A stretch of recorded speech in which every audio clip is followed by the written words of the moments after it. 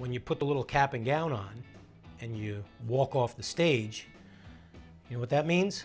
It means the school year's over. Now, there's no cap and gown on this show, but we're going to cap the season. How do you do it? Well, if you've been with us earlier this summer, we had our top 5 football games. Now this is the top 5 basketball game show. And anytime you rank games or moments, it opens you up for criticism. And what's great about criticism?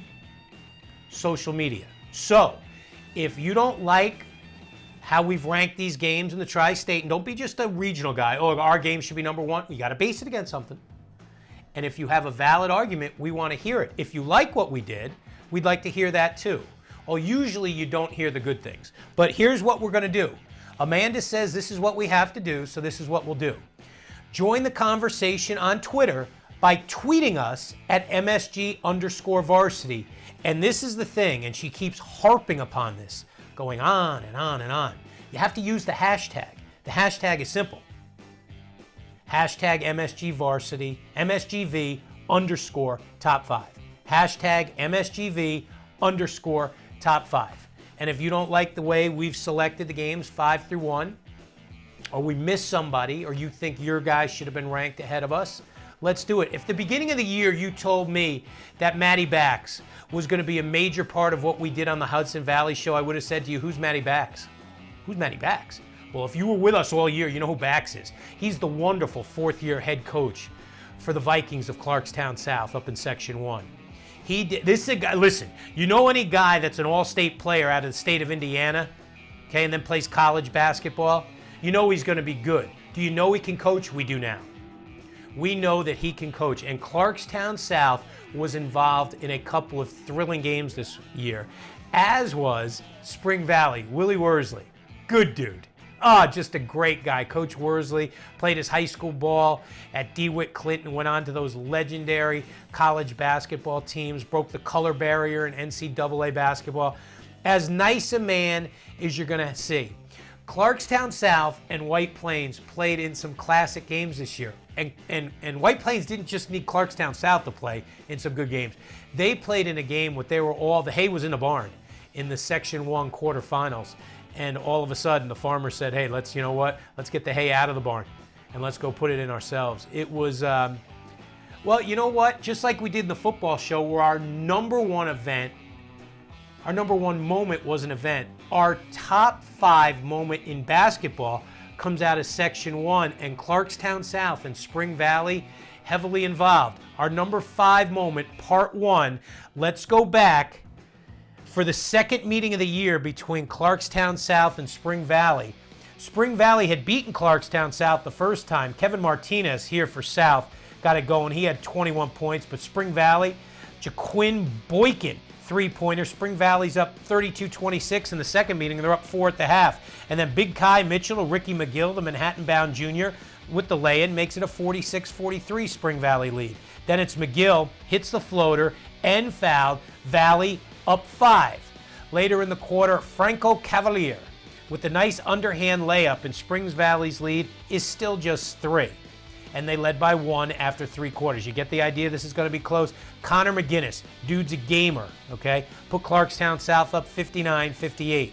Later in the quarter, Joe Zayer, the kick out to Kyle Beckman. He was great shooting a 3 in the first meeting. Springs Valley's lead is just 1 again after the 3 by Beckman. Clarkstown South, it's Zayer. Look at him get in the lane. Hit the floater. That would tie things at 68. Ricky McGill, the inbound to Kai Mitchell. That's too easy for the big fella. Tied it at 70.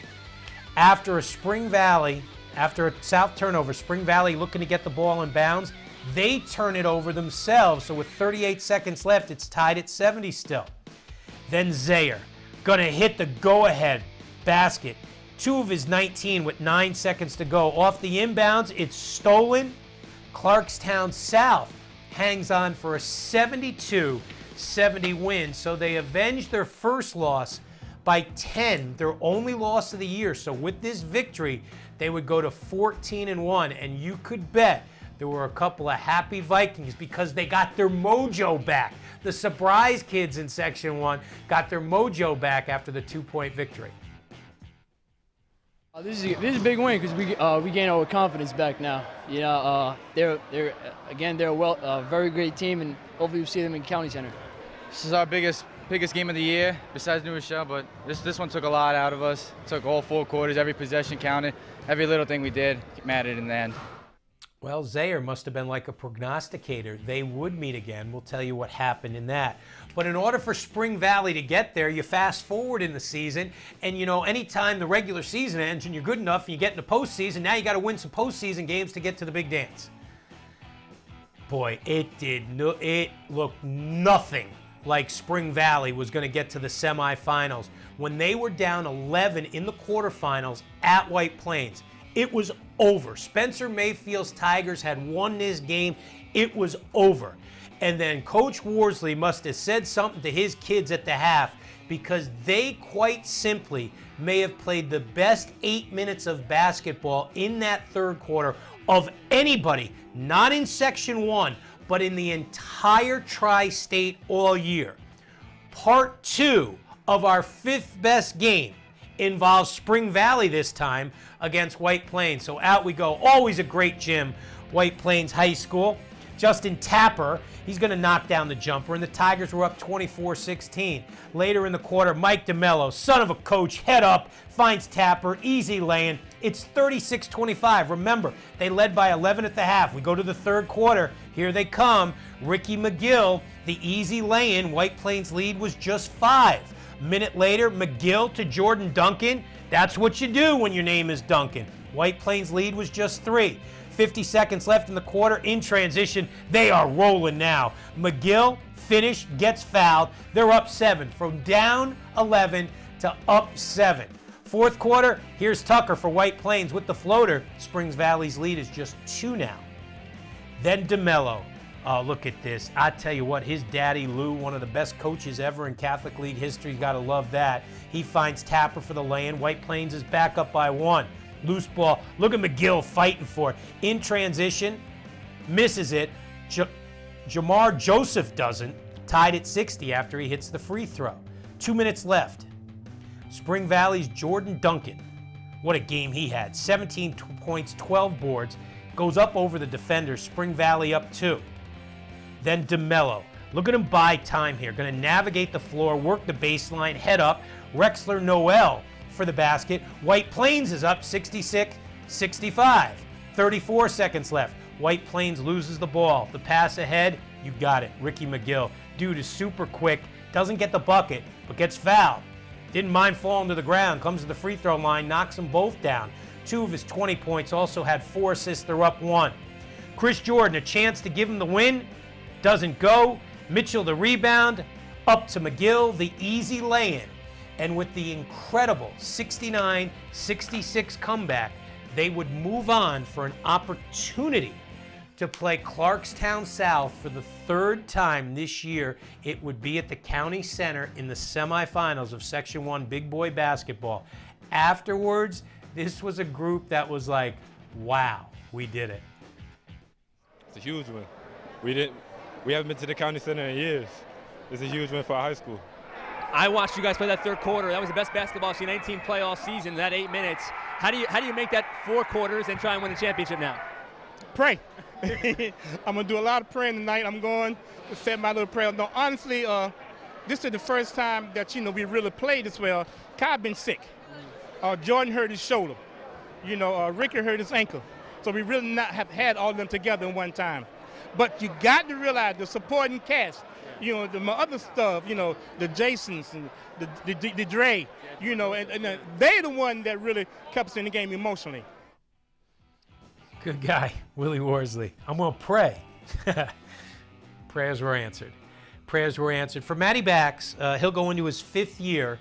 He will lose 6 seniors from that incredible Viking team. He brings back 8 juniors and a sophomore. When they met for the 3rd time, it was another classic. Spring Valley won by a point at the County Center. They would then move on to the county final, looking for their first gold ball since 1996. They wouldn't get it. Mount Vernon, in an ugly basketball game, won back the gold ball, a ball they lost the year before in that thriller, that New Rochelle 1. So 2 games make up number 5 moment. 2 at number 5.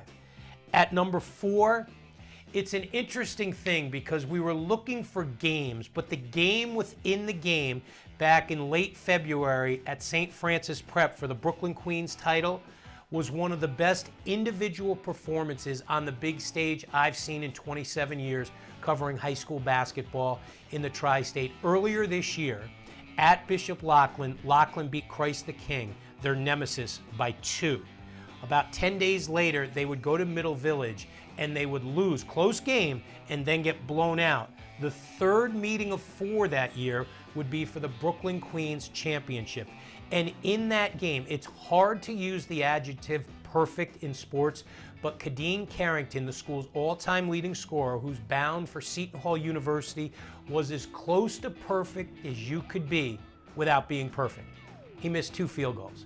He was 14 of 16 from the field, 14 of 14 from the free throw line, for a career high 42 points as they would beat Christ the King to get the Brooklyn Queens title back for the first time in 3 years, going away 90-71. Moment number 4 of the basketball season. It wasn't the game, it was the performance by Kadeen Carrington. But early on, it looked like talented junior Raleigh Alkins would steal the day for Christ the King. Here, stepping back, knocking down the 3. But right about now, you got the idea that Carrington, a 4-year varsity player, was not going to be denied. Look at the quick hands and look at the beautiful scoop going to the bucket. That would tie it at 11. And when Javion Dela Cruz knocked down this triple, Loughlin would have the lead for good at 14-13. Here comes Carrington. Check this out. After the Royals turnover, the quick hands people, they kick it up to Carrington, and he's going to get up and throw it down. 18-14. They will play, the good buddies will play each other. That's Michael Williams. He's going to Rutgers. So Seton Hall and Rutgers, they're going to continue to play. That 3 at the buzzer sounded 3 of his 19. And then Carrington, look at this. He had everything going on this night. Lethal, can't stop it. The lefty worked in the gym time and time again, getting there 7 in the morning before school, getting shots up. That made it 30-17 early in the second.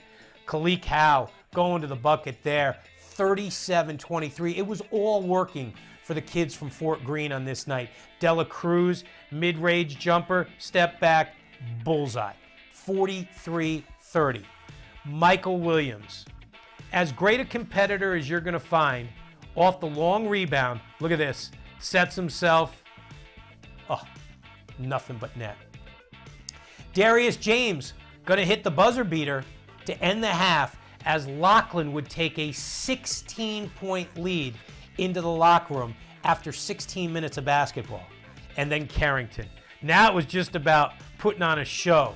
The old-fashioned 3-point play gave Loughlin a 52-33 lead at that point in the third quarter. And you want to see why this was such a special night?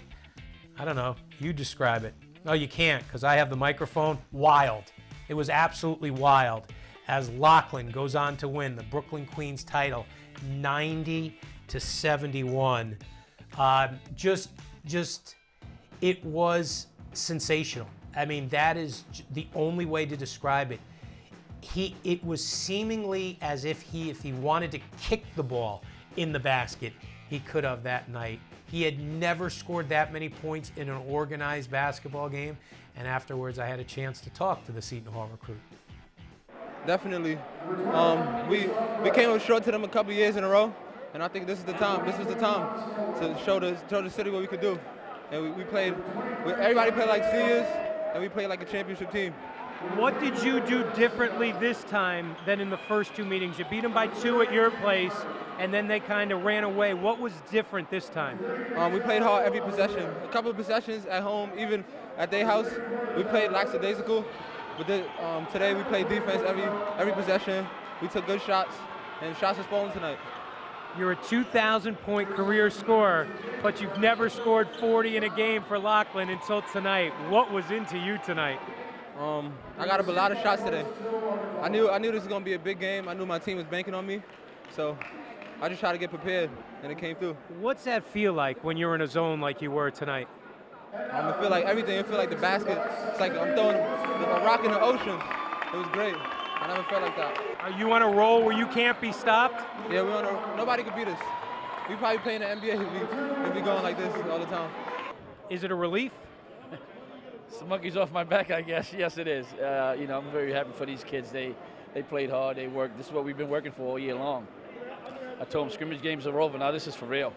And they showed it tonight, the last couple of days. In all your years as a head coach, have you ever had a team play with the energy your guys played with tonight? I can't say. I can't remember. I really can't. I mean, these guys, I knew it from the start that they really, really wanted this bad, and they, you know, the energy level that they possessed. I said we got to take it to another level, but they really took it to another level. You weren't coaching Bishop Loughlin about, I guess, 6 or 7 years ago when I saw Deron Lamb have a sensational game in this game against Holy Cross. It's now the second best performance I've seen in the Brooklyn Queens title because Carrington tonight played like one of the best high school players in America. I told him if he plays like this all the time, he's unbelievable. Like I said before, you know, and I tell the guys from Seton Hall, I told them that, you know what, his upside is yet to come. I mean, you know, when he figures it out and he really, really plays every minute that he's out there to his potential, he can be very scary. And as you see the last couple of nights, he's been very scary. You'll enjoy this for about a day, and then the realization will set in that you'll probably face them again for the one that means everything, which is good and bad, because now you've gotten the monkey off your back, but you won it so easily. How are you going to convince these kids that the next time will be different? Well, you know what, preparation, they know that it's one game at a time, so we're not going to go past our next opponent. And you know what, and that's what we've been doing. At this point in time, it's my job to make sure that they stay focused, that they stay humble, and that they stay hungry. You know, and they know that, you know what, it's time to go to work again. They can enjoy it tonight, next couple of days. After that, we got to go back to work for our next opponent. It's not going to be Christ the King, but if we get to them, we know what we're going to expect from them. And 3 weeks later, they would get to them, the fourth meeting of the year. For the second consecutive year, Christ the King would win the New York City Catholic League Championship. In Kadeen Carrington's final high school game, he would score 19 points. So his high school career came to an end that day at Rose Hill on the campus of Fordham University. But he did have some time as he was finishing up his schoolwork and getting ready for Seton Hall to let Jimmy Cavallo ask him a couple of more questions. Kadeen, you know in Fort Greene, you know in New York City, basketball's always been the city's game. And great performances are always what defines the legends. You know, whether it's, you know, Michael Jordan comes back, puts 55 on the Knicks, you know, Willis Reed limping out in the finals. And that night at St. Francis Prep, when you go for 42 points, you win the Brooklyn Queens and beat Christ the King, it's something these people will never forget. Yeah, I think it's going to be hard for people to forget that one. That was one of the greatest games that I ever played in. And I'm just thankful that I was able to put on a show like that for the people, for the crowd, for the school. It redefines being hot in a championship game. You go 14 of 16.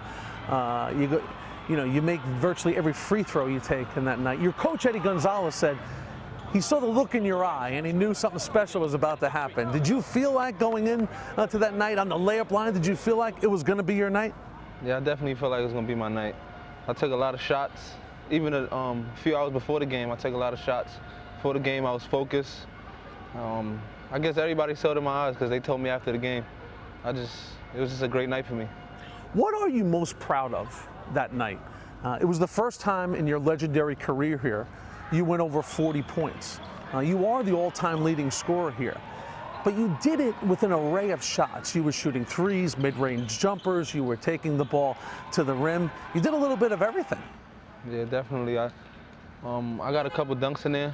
I knew after the first couple layups, I knew it would be a good night because I think I did a scoop layup with the right hand, and I knew from that point on it would be a good night. You know, this game was tight early on, and then in the end, you guys pulled away.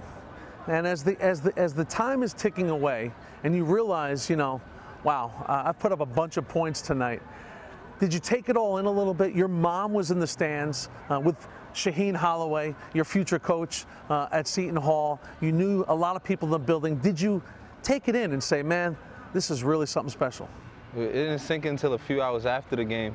After the game, everybody came to me and told me I had 42 a bunch of reporters telling me I had 42, but it didn't really sink until a couple hours after when I saw a bunch of articles people sent me, stuff like that, and I knew it was a historic night. When you go home that night, do you start to think about it even more, that not only was it a good game, it was a championship game. It was a diocesan championship of Brooklyn, Queens. You were beating Christ the King in the process. Is it extra special that not only was it your greatest night ever, individually scoring here, but it was on such a big stage? Yeah, and it was on Christ the King. Everybody know Christ the King and Lockland rivalry. It's a great rivalry. It's one of the best rivalries that I've been in and that's ever been in New York City. I think so. And I did think about when I went home. I thought about the 2 shots that I missed. I tried to figure out well, how did I miss those on that night. The 2 that got away, huh? Yeah. You know what? It's always something when a player goes out with something to prove. Just a couple days before that night, you had your picture taken as the league MVP. The MVP in the New York Catholic League is a badge of honor you'll take with you the rest of your life. Were you fueled by that? Did you go out with a little something to prove, like, hey, I'm the MVP, I'm going to show these people? Yeah, I definitely did go out with something to prove. A couple of people say I shouldn't have been the MVP, so I just took that game and I showed them that they made the right choice. Well, if you were in the building, you will remember the night Kadeen Carrington went for 42. 14 of 16 from the floor, 13 of 14 from the line. 42 is a heck of a number. Yeah, great number. It is a great number. The one and only Kadeen Carrington. If you can put up half those numbers for Kevin Willard at Seton Hall, Kevin Willard would probably be the coach of the year in college basketball. It was an unbelievable performance to watch. I was so glad I was able to see that. A few weeks later, I was up in Albany watching the Federation tournament, and obviously Christ the King would be there because they ended Lockland's season. And I was reading Johnny Malone's tweets from MSG Varsity, and you know, part of me being a Connecticut guy so wanted to see the Fairfield Prep Bridgeport Central State Championship. And when I was reading the quotes, I was like, okay, as bad as the games were up in Albany, I'm like, okay, I can live with this because Fairfield Prep was up by 18 at the half. They played the perfect half. Carrington played the perfect game. Fairfield Prep played the perfect half of basketball in the championship game against Bridgeport Central, a once-beaten Bridgeport Central team whose only loss during the season was a game against West Hill High School. They went on to win the FCAC championship. For Fairfield Prep, they had made it to the state final in 2011. They made it to the state final in 2013. They lost in 2011. They lost in 2013. This was going to be the year for Coach Leo Redgate's Jesuits to win the whole thing. They were built to win it. Good guard play, 7'2" guy in the middle. Pasquale Chukwu, a wonderful young man whose best basketball is ahead of him. This was the year up 18. And then Barry McLeod got his team in the locker room at Mohegan Sun and flat out told him, you are embarrassing yourselves, you are embarrassing me. What they did was put together the best 24 minutes of basketball maybe ever in the history of Bridgeport Central. And they've won a lot of titles of late. They won the state title 5 years ago. But on this night, when no one thought they could do it, down 18 at the half, they did. Our number 3 basketball game of the year. We rolled the dice at Mohegan Sun in Uncasville, Connecticut, and came up with this. Undefeated Fairfield Prep against once beaten Bridgeport Central for all the marbles. And the big fella, there he is, Chukwu, taking the pass from Keith Petway. 60% in the first half. Chukwu, 21 points, 17 rebounds, 12 blocks. Petway driving the lay-in, flips it in, and then they were smart. Just get it to the big fella. He was putting on a show. That dunk made it 32-20.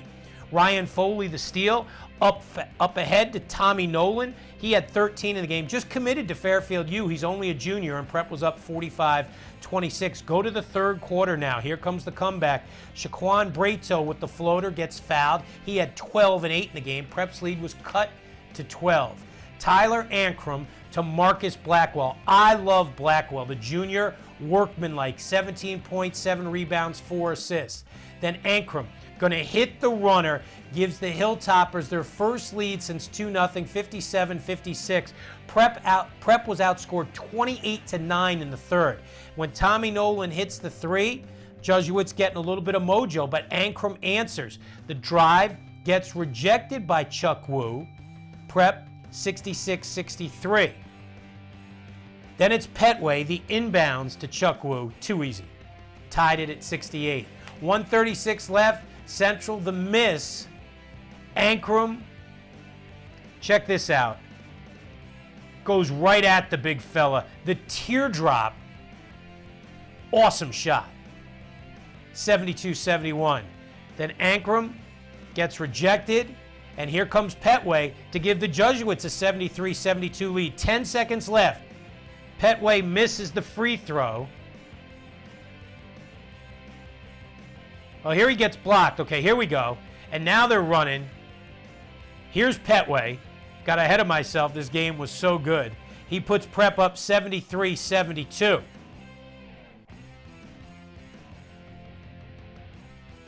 And then, boy, right there, Orem Sekunjaman.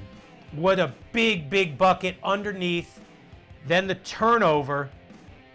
Guess who? Ankrum comes up with it. He gets fouled with Central up 74-73. What's he going to do? He's a gamer. He hits both free throws. They're up 76-73.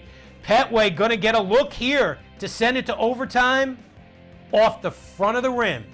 And somehow, some way, Bridgeport Central comes from 18 down at the half to win it 76-73.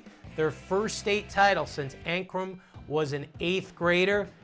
It was just, I could not, reading Malone early and then reading it late, I thought he was just playing a joke. I really did, but he wasn't, because he was actually there to do all the post-game interviews.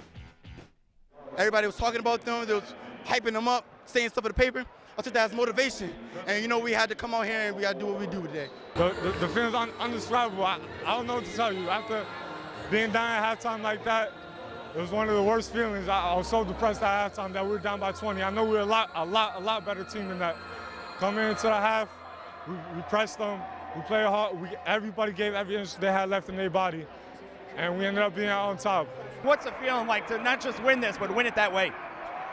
You know, I told my stepdaughter, my daughter right there, so I'm going to have to go back and watch this on TV because I don't believe it happened, you know. But it's unbelievable, you know. They just came back. They showed. I was just upset at the way the first half wasn't characteristic of the way we played for 2 years. And I didn't want people to see them like this. You're not going to go out like this. And they decided they weren't going to. To come all the way back, I wasn't sure, but I knew we were going to make it a fight. I have never heard Barry McLeod talk that much in all of his years as the head basketball coach at Bridgeport Central. Maybe it's Johnny Malone who gets the best out of him, or maybe it was just that unbelievable comeback. Hey, Malone, what did you tweet at the half to start the buses in Fairfield for the parade? Yeah, at halftime I just said, hey, get those parade floats ready. Here comes Fairfield Prep. The game was over. It was 18 points. It was the most perfect half they could play. Central looked completely out of it. I have no idea how they got the guts to even try to come back there. They don't have betting lines on high school sports, but the game was played at Mohegan Sun. What would the odds have been at the half of Bridgeport? You couldn't have gotten odds of Bridgeport Central winning that game, could you? No, especially not at the half. Before the game, that's exactly what Fairfield Prep was supposed to do. We'd seen them beat Greenwich a couple days earlier in Bridgeport. They did exactly what they were supposed to do, and you don't expect Central to be able to come back. There are no odds for that.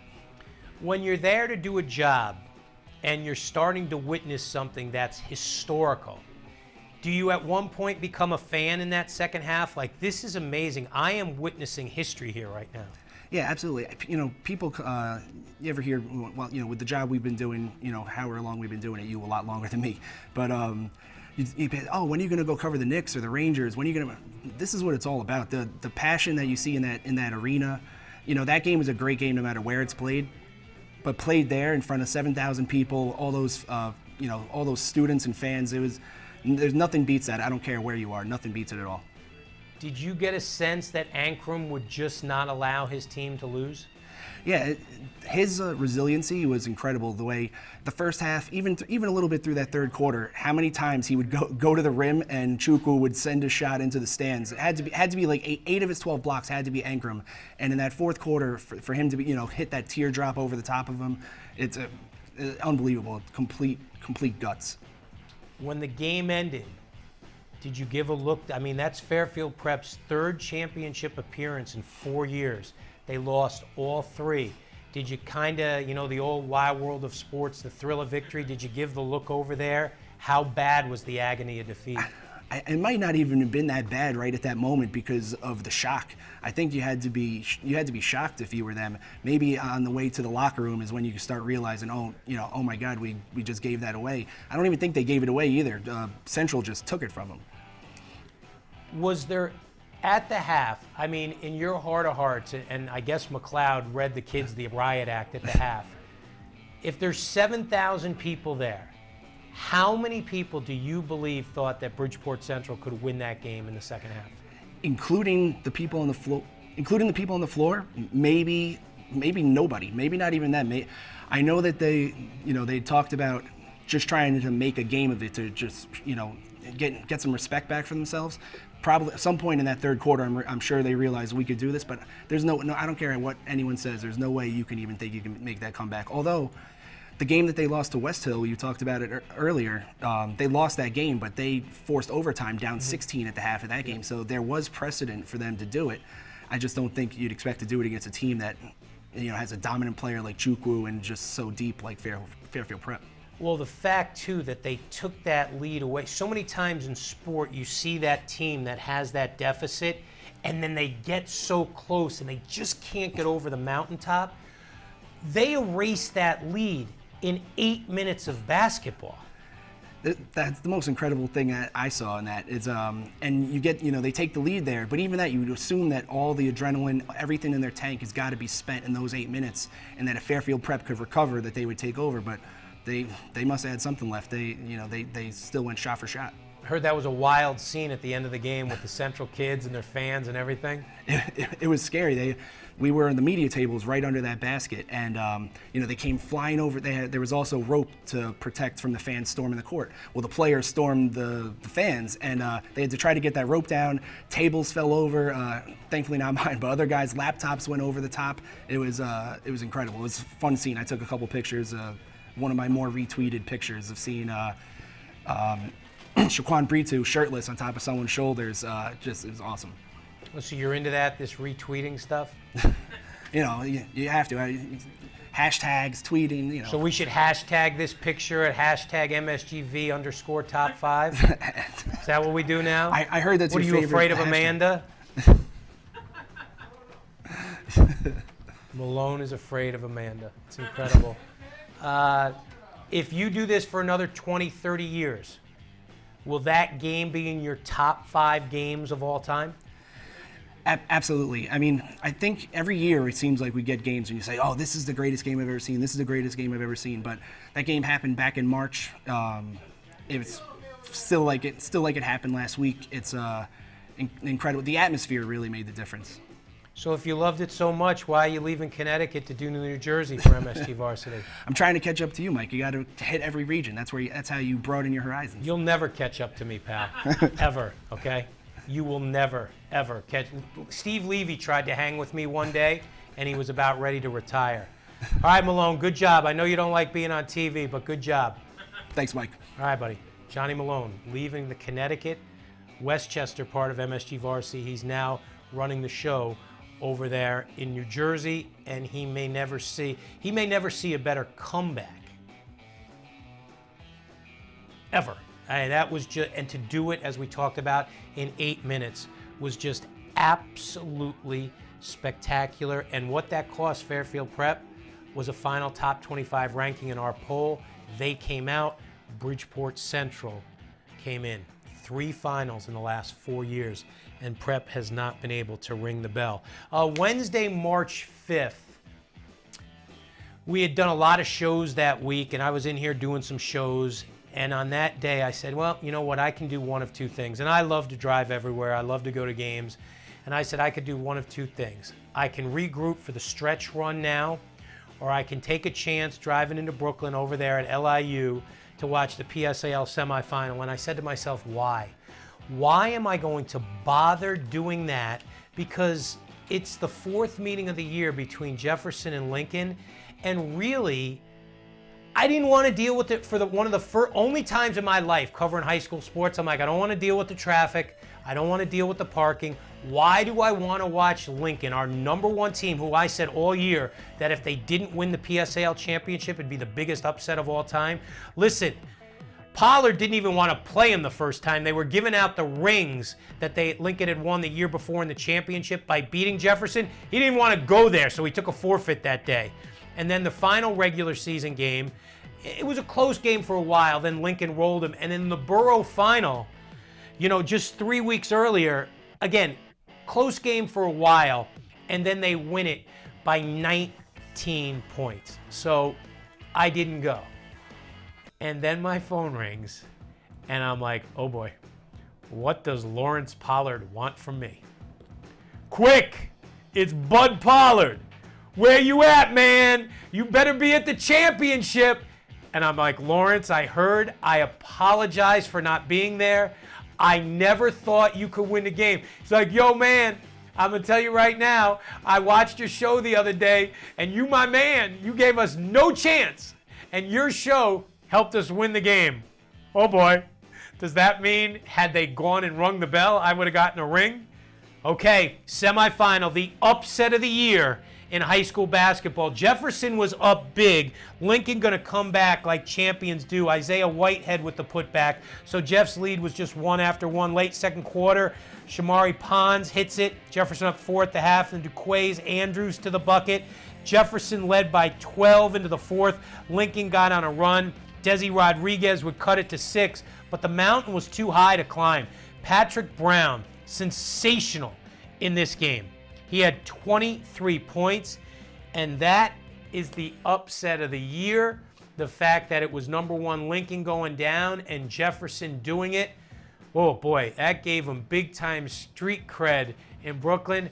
Afterwards, couple of happy orange wavers. It feels great. Like they was the #1 seed. We just came out and played hard, man. I'm excited right now, man. They rule the Garden, but they won't rule at Barclay. I'll tell you that. So Pollard, Big Bud, good dude. And what he was referring to is for the first time in a long time, the PSAL championship was not at the Garden. It was at the Barclay Center. And Tiny Morton had dominated, winning 8 city titles at Madison Square Garden. And Tiny, in his final high school game, would be beaten and not get a chance to play in the Borough. That's right, and at the Barclays, which is right around the corner from Lincoln High School. Pollard got him. That's what he was referring to. And Jimmy got a chance to catch up with Pollard. Oh boy, late spring, and it was a fun conversation. Now you have beaten Lincoln on many occasions. Yeah. But not a team like this. This was an undefeated Lincoln team. They had a McDonald's All-American and Isaiah Whitehead. They had some dynamic players, Desi Rodriguez. I don't think there was anybody in the 5 boroughs who thought you could knock them off in that city semifinal besides you. No, Ron DeClario thought we could knock him off. Ron, he said, listen, I think you guys got a chance to beat him. You just got to slow the game down. He called me up every night after the quarters, because he knew if he had a chance to win, he knew we were probably the only team that could beat Lincoln. Yeah. You know, when you live in the borough of Brooklyn, there's street credibility for everything. If you're a rapper, if you're a musician, if you're a painter, if you're a cab driver. And then there's basketball. Oh, definitely. Was there a certain sense of street credibility when you knocked off that Lincoln team? I mean, for most people in the community, it was like, hey, at least we beat Lincoln. At least Lincoln didn't win it. But for me, I wanted to win it, you know. First thing my principal said, hey, at least Lincoln won't win it this year. So, I mean, definitely there's a lot of credit that goes along with that. You know, and I mean, but they had one of the best teams of all time. I mean, everybody pretty much had them a lock to win it. I mean, every team they had in the past, there was always a chance at them getting knocked off. You know, if you expect, I mean, everybody expect them to win, but not like this team. This team was a surefire lock, and everybody thought so. I mean, I thought so. I mean, it was going to be hard for anybody to beat them. I thought we had a chance. I thought in the 7-game series, we can win one out of 5. We go to game 5, we probably can get 1. So I mean, I told my guys, I think we can get 1 today. You know, I think in a 7-game series, it's going to be hard for us to beat them. I mean, we're just too talented. I mean, and we was just a little better than them at 32 minutes that day. You were a great player at Boys High. Yeah. Went on to West Virginia, had a great career. When you win a game like that in this borough, what was the reaction of Brooklyn when Jefferson knocked off Lincoln in the semifinals? I mean, it was bigger than Brooklyn. I mean, people, it seemed like with social media, the way it is now, people from all over that I haven't spoken to in years called me. I mean, they called, they text. That's all they was talking about, you know, and about that victory because they beat us. I forfeited to them one time, and they beat us the next 2 times we played them by 20 points, 25 points. So, I mean, nobody expected us to win. I mean, that was a big win. Everybody was happy, and with that win, everybody assumed that we were a lock for the championship. But I mean, we was a point short. But hopefully, we're getting closer though. I mean, every year we lost 3 in a row, but this year we was 1 point away. Hopefully, next year we'll be 1 point up, or the next time we get to the championship. Well, listen. In the end, the Queen School would reign supreme. Yeah. But does Bud Pollard still consider himself the new boss, the big dog of Brooklyn? Nah, I'm not the big dog. I'm just bigger than Tiny. He's a little. Everybody's bigger than Tiny, you know. But I mean, that was just all fun and locker room stuff. I mean, I think that's the one thing I regret that the Daily News printed that article because it took away. They didn't really print about anything that had to do with the game and how well the kids played, defense, the shots they made, just the effort they gave. I mean, they printed me with that comment in the locker room acting like a bozo, but that's, you know, I'm a competitor, and that's what I, you know, in the locker room, coaches say certain things, they took it and ran with them. I think that's the one thing I regret from the whole experience is that nobody talked about how excellent the kids played. The kids played a great game. They followed the game plan, they believed, they trusted, and they won. There he is, the leader of the Orange Wave. He is the big dog of Brooklyn, Lawrence Bud Pollard. You better be confident if you're going to wear a hat like that. Wow, Lawrence looking good. Looking good. Well, he sends his buddy Tiny off to college as Tiny will become an assistant coach for Kevin Willard's team at Seton Hall University. And Tiny, in his 19 years at Lincoln High School, remember, he won a title as a player there, won a title as an assistant coach there, and as a head coach in his 19 years, won 8 PSAL championships, 3 Federation titles.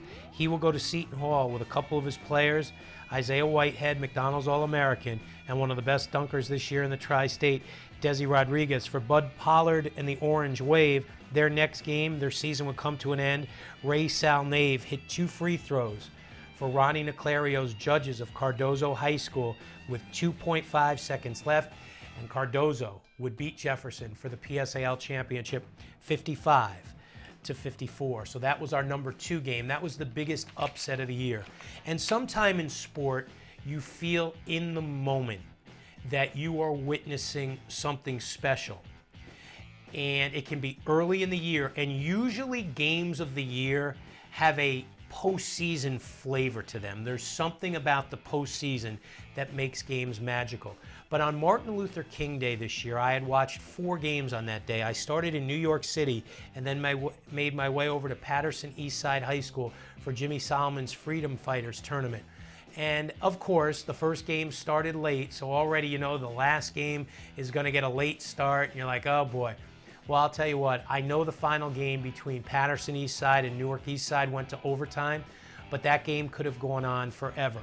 We were watching a wonderful, wonderful basketball game, and then when a buzzer beater for Newark Eastside won it, you're like, wow, what a game. That's going to be one of the greatest games we see all year. And then when you find out that the young man, Jamar Gilbert, who made the bucket, only his 2nd basket of the game, in overtime to send everybody home, when you found out after the game that his dad, Dwayne, 62 years old, died of cancer just 2 days earlier, you're like, oh my gosh, this is one of those moments where you're like, it is going to be hard to be beaten for the most special basketball moment of the year, and nobody did beat it. It was the best game, Martin Luther King Day, when Patterson Eastside hosted Newark Eastside.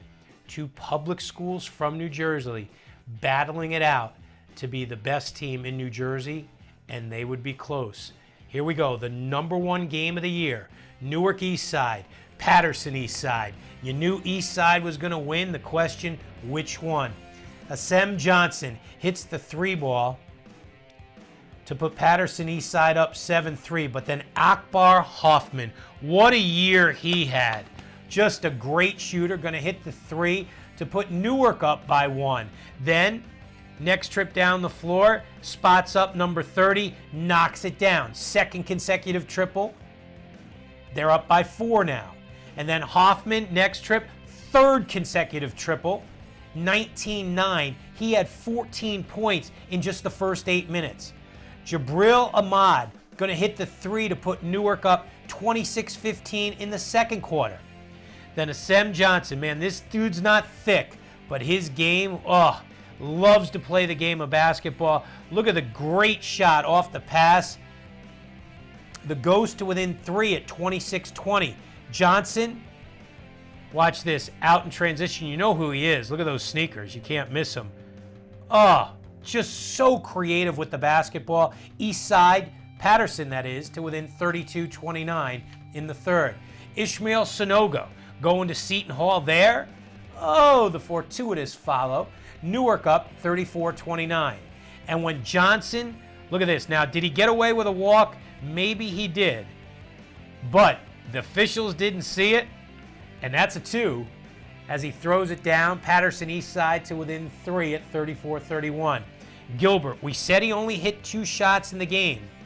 Right before the end of the third, this 3-ball put Newark up 37-31. Sonogo now going to throw down the 2-handed dunk, and that puts Newark up 41-35 with under 5.5 minutes left of regulation. This game is over. No, it's not. Asem Johnson going to take the pass from Aaron Abrams to get the Ghosts within 41-37, 3 minutes left in regulation. Then Johnson going to knock down the triple, top of the key, and the Ghosts are within 1 at 41-40. But Hoffman going to come back and knock down another big bucket to put Newark up 44-40. Johnson undaunted. Watch this. Going to soar in. His weak side tip in. Going to tie the game at 44. He had a game high 24. Time running down in regulation. East side with a chance to win the game and send it to overtime. Shakir Justin, his shot off the mark, so we are going to play extra basketball. We're Sonogo, who had a big game, 14 points, 11 rebounds, going to put Newark up 46-44. And check out Johnson. You think this cat, the junior, has good court savvy? Watch him dribble out, steps behind the 3, and knocks down the baseline triple. Patterson East side to within 1. And when Johnson scores here, we are all even in overtime. His creativity on this night was spectacular. And then Shakir Justin, very, very good player. Works hard, does all the little things for Patterson East side.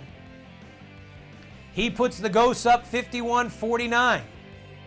And then with 6.2 seconds on the clock, they inbound it to Gilbert. He takes it the length of the court and says, "Pop, that's for you." 52-51 in overtime. An absolutely spectacular basketball game.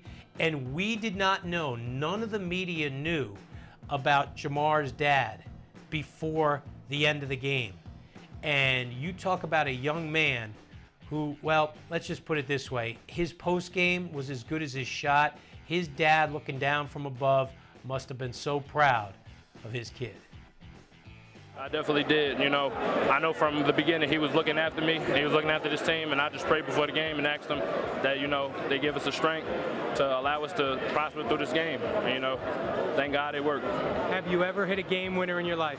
Yes, I have. I hit a couple, but never this big. You know, on this stage like this, such a premier team like Patterson Eastside, you know, we came in, we knew we had to play hard. You know, we played them a couple times before in the summer and the fall, and we knew it was going to be an easy challenge. So we definitely came with everything we had today.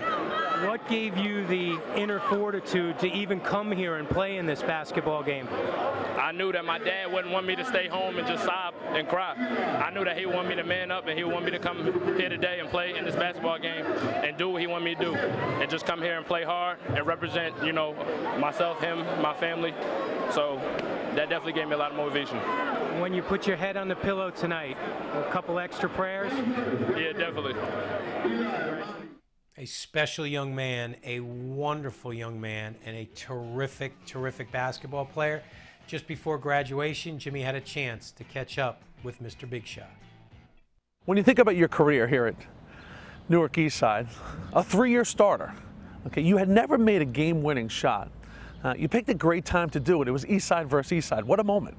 Yeah, this really was a great moment. 1 versus 2, you know, 2 public schools going at each other in a, you know, a crowded gym. You know, everybody was there to see it, so I was able to pull it off.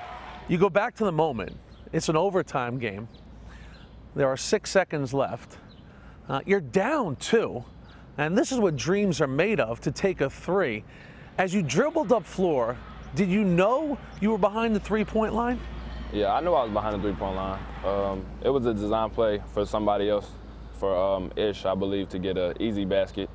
But, you know, I just took what the defense gave me, and I kind of knew before the ball was even inbounded that if something were to go wrong, I would have to, you know, pull up. And I like to go for the win, so I know I was definitely going to pull the 3. Jamar, sometimes life forces you to grow up fast. And I think that's really the case for you this past season.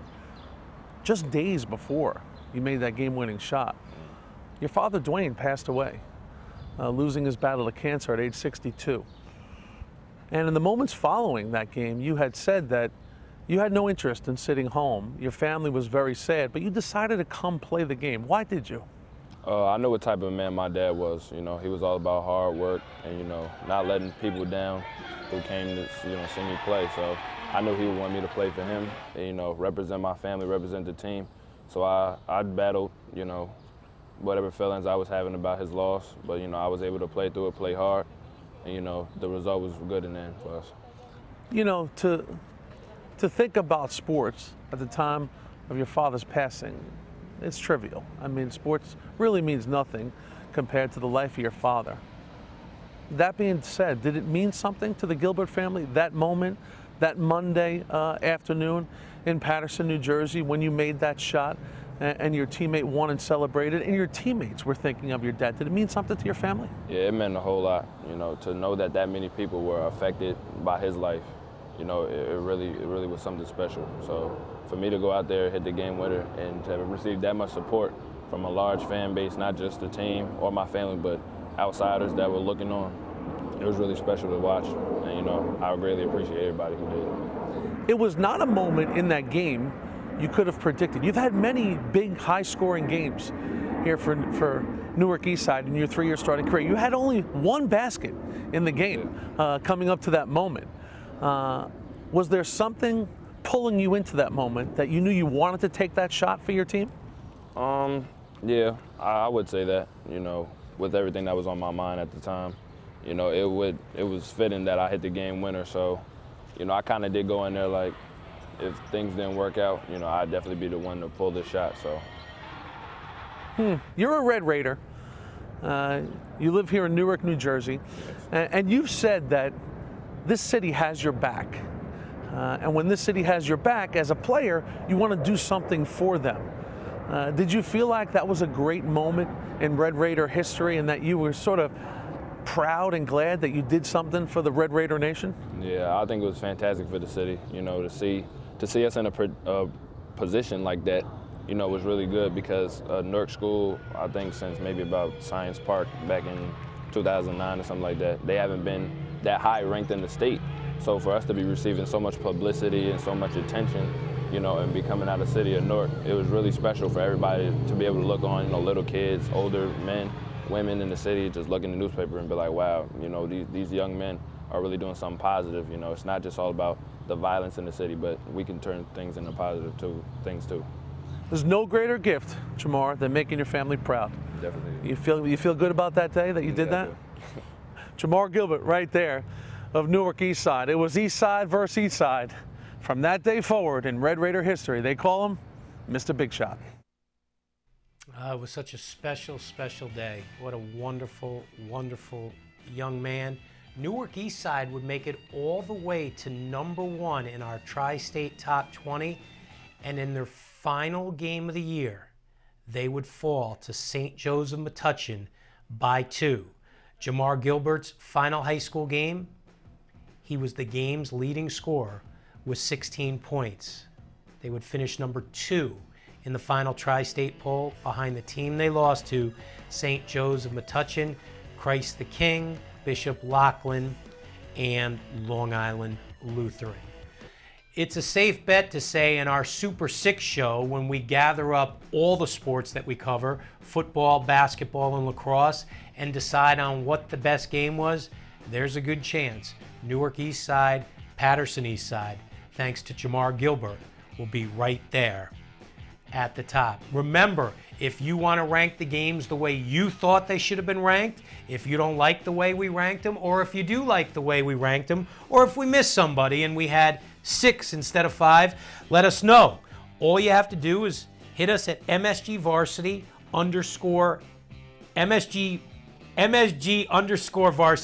This social media stuff, I'm getting there, by using the hashtag. Now this I will not mess up. Hashtag MSGV _ top 5. Let us know what you think, and if Amanda likes what you write, she's going to start putting it out there, and maybe we get a whole conversation going. We did it right, we did it wrong, here's what we do. The better you tweet, the better chance you have to get it retweeted, they tell me. And isn't that what it's all about these days? For me, it's about the games, and what a basketball season we had. Jamar Gilbert, what a moment. Jefferson, the upset over Lincoln. Never, never, never thought I'd see that. Fairfield Prep, up 18 at the half, loses the Double L championship to Bridgeport Central. Amazing. Just never, you just don't see that coming. Kadeen Carrington, I'm so glad that night I was at Bishop Loughlin High School to see that. And Clarkstown South and Spring Valley really put themselves on the Section 1 map this year when it came to basketball. We actually talked about those two schools more than we talked about Mount Vernon, which is unheard of in Section 1 basketball. Fun basketball season. We'll do it again next year. We get the football season started on September 2nd. Enjoy your summer, everybody. We'll see you for the start of the 2014-15 school year. Take care.